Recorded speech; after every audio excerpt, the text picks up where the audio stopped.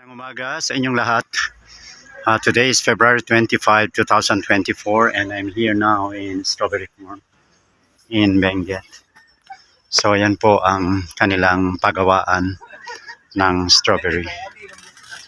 So okay lang po. Ito po ang kanilang area. It's the big area of strawberry fields. Kaway-kaway dyan. Hello. How are you? Pang ilang beses mo na ditong makapasyal sa strawberry farm?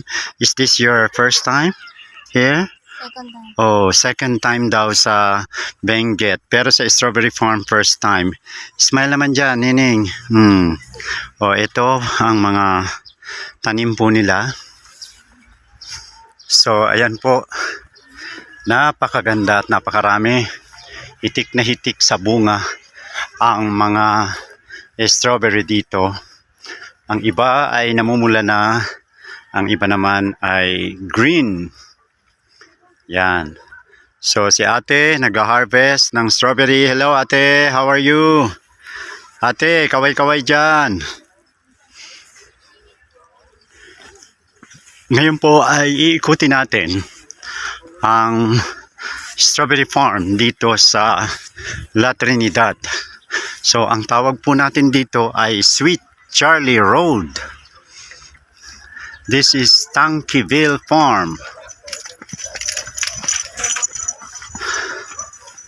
So patungo na po tayo sa loob ng strawberry farm. This is another site. I think they can sell more than 1,000 of kilos of strawberry. Hello kuya. Kinilo na po ba yan? Ilang kilo po yan lahat? Napakarami. Magkano po ang half kilo? 240 to 60. 240. Wow. Kayo ay student ng BSU? Graduate na po. Graduate na. So, ikaw ay negosyante na rin. Ito po ba ay pag-aari ng marami o isa lang? Itong buong farm? Bali, under siya ng BSC.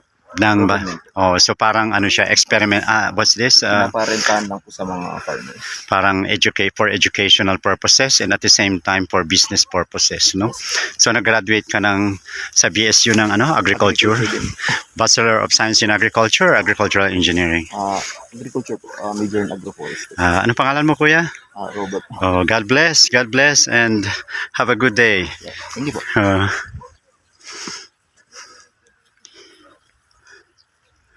Okay. Look at that. Dapat pala natanong ko siya kung ilang hectares ito. So this is Araw kanina, natay ko ng electric pan doon.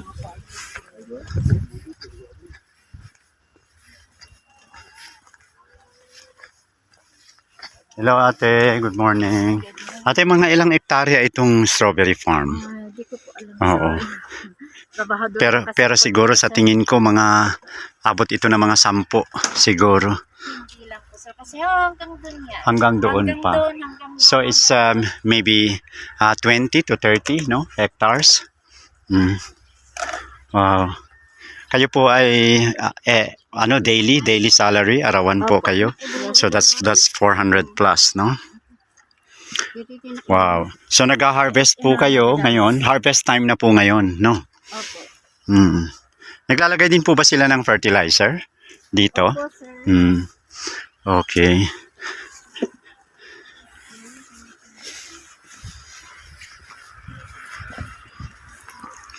Ito po ang in-betweens of the strawberry farm or strawberry plants. There are sibuyas, no? Big sibuyas here. Or onions. Yan po, meron silang mga sunflower. Hello, kuya. Pwede pang half kilo. Oo, wow. Pag half kilo, magkano? 100 sir. Dito. Oo. Marami na siya. Oo. May idea ka ba ate kung ilang hectares ito lahat-lahat? Oo. Masyadong malawak sir. Okay, God bless. Talaga? Sige, pagbalik ko.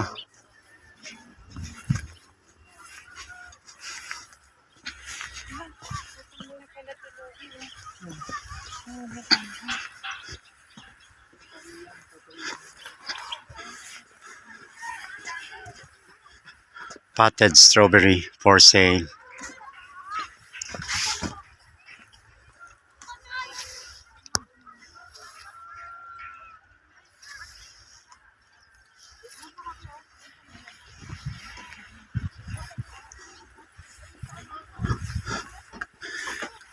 Hello kuya, dito ka ba nagtatrabaho?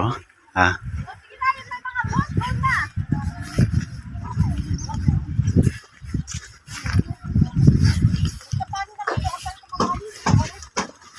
Ilang kilo ba to? Isang kilo. Kaya, gawin ko. Hindi ba din dalawa 250? Charis. Ibabay na muna pa. Ay lang yun. Strawberry coffee.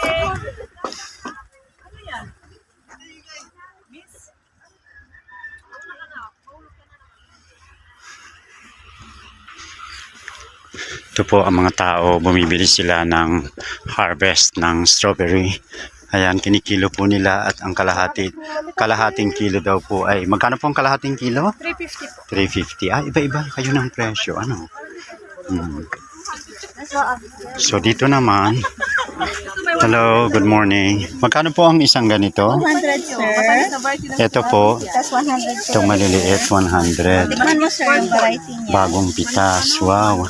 Ay, hindi ko alam ma'am. Basta per kilo kasi kami. Pareho lang po ba ang doon sa may pintuan? Pareho. Magkaiba yung presyo. Parehas na bago. Mas mura po dito. Yes sir. Hmm, wow. Pili lang kayo 100 lang. Tapos maganda sa bagong Pili lang kayo. Sa tingin niyo po mga ilang peraso ito? Ah, Ay, hindi ko binilang sir. ito po 100. Yes po. Wala ba Sir, yung 300 grams. 100 din yan sir. Panay mo sir? talagang tinitimbang pala yun. Hmm. Basta po Sige po, pahingi po ako ng isa. Ayan po, 100 pesos ang tinda ni ate. Anong pangalan niyo po ate? Hmm. May idea ka ba ate April kung gaano kalaki ang farm? Mga hilang, may 20 hectares ba? Saka isa ka pang ganito. Ha? Wow. Nag-chicken na lang. Oo, sige. Sakaling matulog pa dito sa bagyo mami. Gusto ko yung mga, mamaya, yung mga 50 pesos para marami. Pag igabiyahan mo yan, pag bukas ka magbiyahe, huwag mo i-re-ref pag dito ka lang. Ah, pag ano. Kasi kailangan kainin na namin ito mamaya, no? Pwede naman pang bukas, Oo. pag biyahe, basta huwag i-ref. Kasi pag alis mo sa ref, Yes, oo. Nakakailang ganito po kayo maghapon? Nakakaisang daan ba kayo ng benta? Mahigit naman. Sa dami kasi, ano? Mm. iba-ibang farmer Yeah. kasi po dito. Ah, iba-ibang farmer. So bawat area, iba-iba ang may-ari?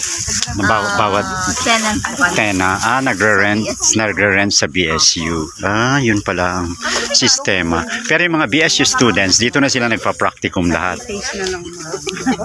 Yung mga, siguro yung sa mga agronomy, sa agriculture, yung sa there is agronomy and then there is, so sa agronomy, no? Kasi animal husbandry, iba naman yun. Oh, dito strawberry. Yeah. 50 lang po. 100 lang ito, 200 yung ganito. 50 lang sir, pang sana. Wow, wow. So nice. Ito 100, ito naman 200. I love the Philippines strawberry farm picking information. Bagong pitas din ito, sir. 50 lang sir sa life.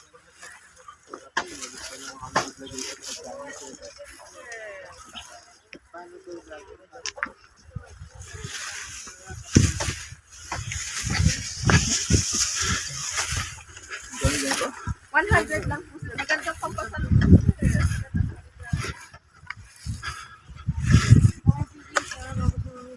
Hello.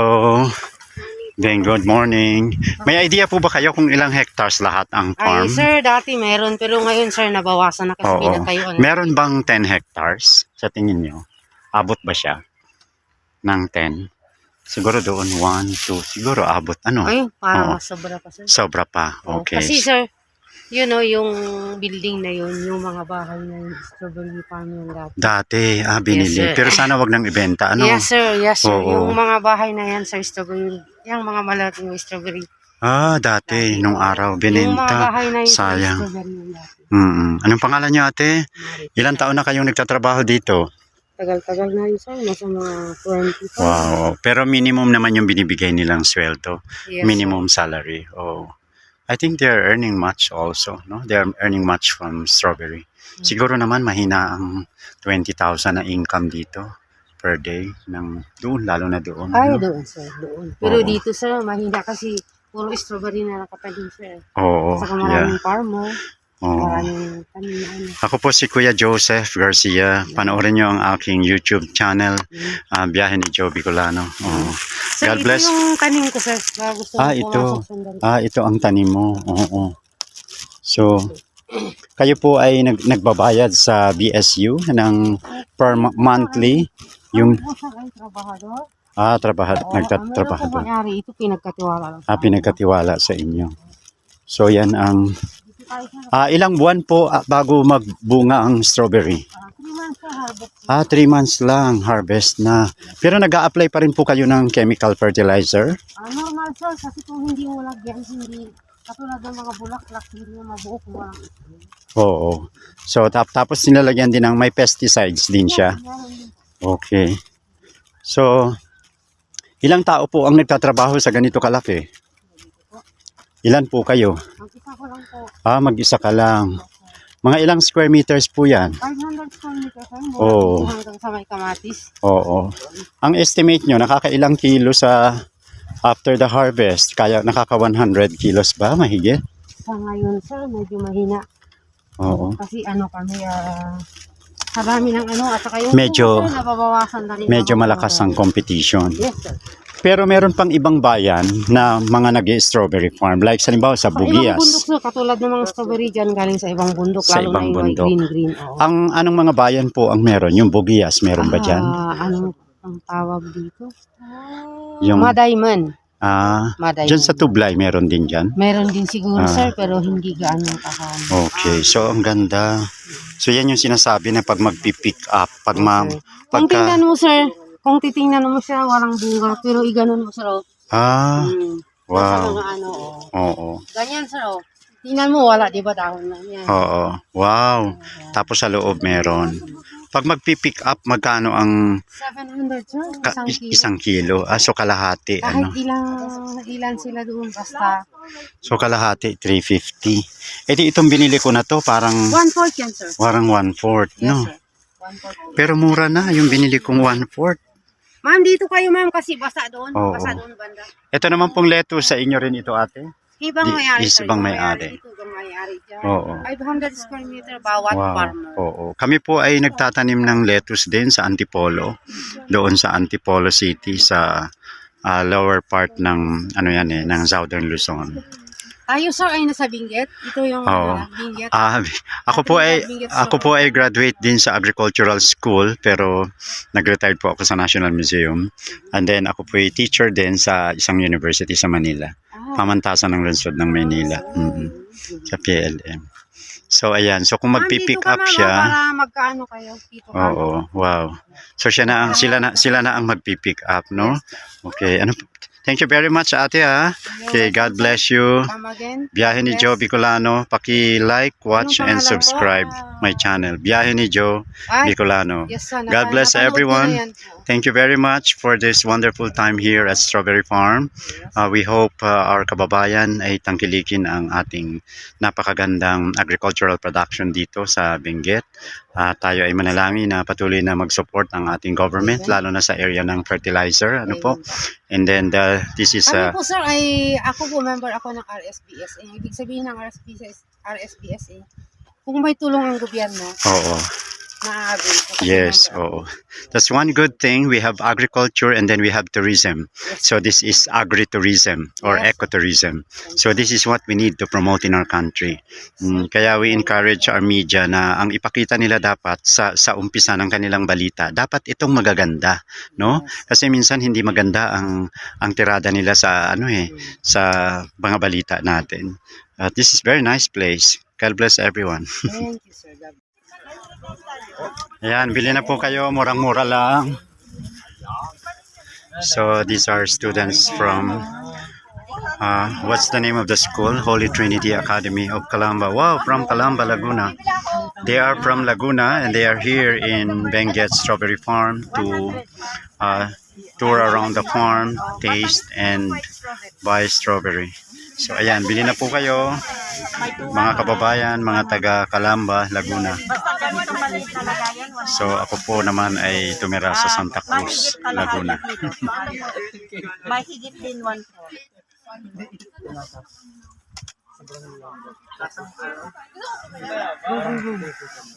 Ayan po, matamis na matamis, sagana sa vitamin C ang ating strawberry.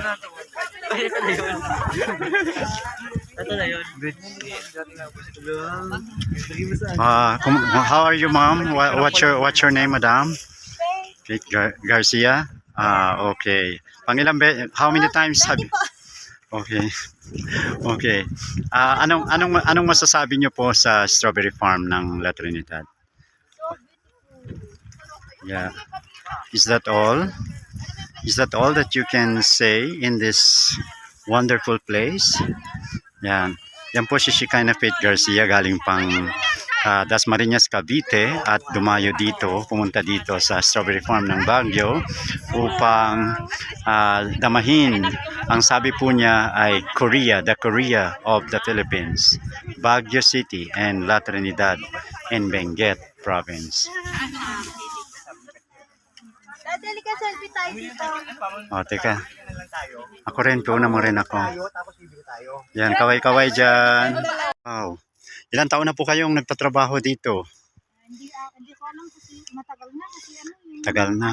yung ating So kayo nagbabayad din sa BSU, Benguet State University, yung nagte-tenant din. Nakakailang kilo naman? May 100 kilo ba sa isang harvest? 20, 30, Oo. 25. At least every day. Meron din kayong nabebentahan doon sa city. Nagbebenta rin kayo. Dito lang naubos na. Wow. Ilang taon na kayo ngayon, ate? Ako? Opo. 60. Wow, magkaedad po tayo, classmate tayo. God bless po. Ako po isang Bicolano. Kasama ko itong anak ko, si Shekinah. Oh, kumusta po ang buhay? Ilan po ang anak nyo? Ay, 7 yung mga anak ko. Wow, lahat Dalawa naman. ang anak ni ate. May mga trabaho naman na sila. Pagpalain ng Diyos ang inyong business, ang inyong farm. At lalo pa kayong pabatain ng Panginoon. No, God is good. God is good. Ako po ay nagbablog dito, si Joseph Garcia. Joe Bicolano, biyahe ni Joe Bicolano. God bless po, ate. Okay.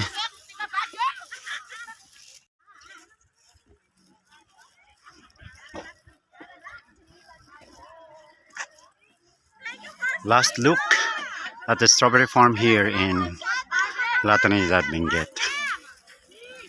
Ito po ay katatanim lang in this area. At yung lugar naman po na yan ay hina-harvest na nila. So ayan po ang mga tourist ngayon sa napakagandang strawberry farm. Thank you very much po at dito na tayo magtatapos sa ating programa sa umagang ito, ang pagpapakita ng kagandahan, kalinangan ng strawberry farm dito sa Benguet.